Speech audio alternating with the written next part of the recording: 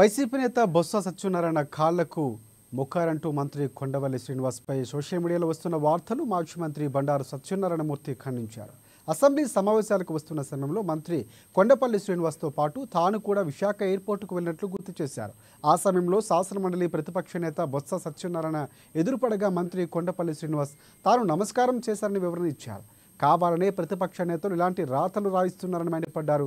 ఇది ఎంత మాత్రం సమంజసం కాదని హెచ్చరించారు. ఇక కూటమి ప్రభుత్వం చేస్తున్న అభివృద్ధి చూడలేకనే యువ మంత్రులపై లేనిపోని ఆరోపణలు చేస్తున్నారని, అధికారం పోయినా ఎదుట వ్యక్తుల మీద బురద చల్లటం మాత్రం మానలేకపోతున్నారని ఎమ్మెల్యే బండారు సత్యనారాయణమూర్తి ఆగ్రహం వ్యక్తం చేసి చురకలంటించారు.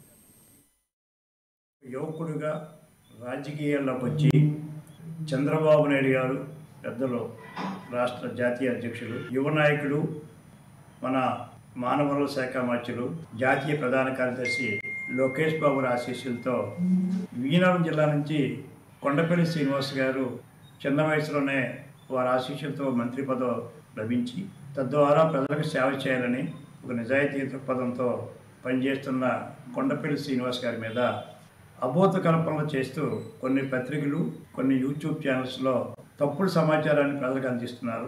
అతను విమానాశ్రయంలో మేము అందరూ ఉంటుండగానే అందరూ కలిసికట్టుగా ఒకరికొకరు గౌరవించుకున్నాం, పరిచయాలు చేసుకున్నారు.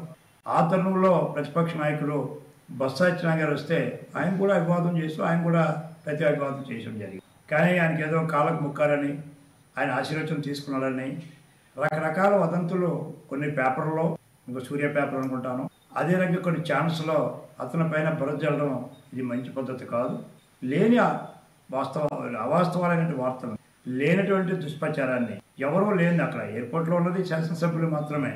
అలాంటప్పుడు పత్రికలు లేవు, యూట్యూబ్ ఛానల్స్ లేవు.